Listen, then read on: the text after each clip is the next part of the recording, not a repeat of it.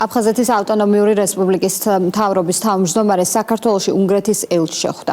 მხარეებმა სხვადასხვა სფეროში სამომავლო თანამშრომლობის შესაძლებლობები განიხილეს. ლევან მგალობლიშვილმა ელჩს აფხაზეთის მთავრობის საქმიანობის შესახებ ინფორმაცია მიაწოდა და ყურადღება ქვეყნის სამშვიდობო პოლიტიკური კურსისა და პროცესში აფხაზეთის საკითხის ჩართულობის მნიშვნელობაზე გაამახვილა.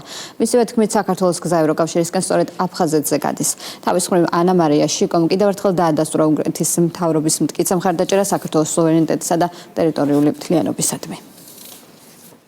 დღეს მე მქონდა გაცნობითი შეხვედრა ჩვენი სტრატეგიული პარტნიორი ქვეყნის უნგრეთის საგანგებო და სრულუფლებიან ელჩთან.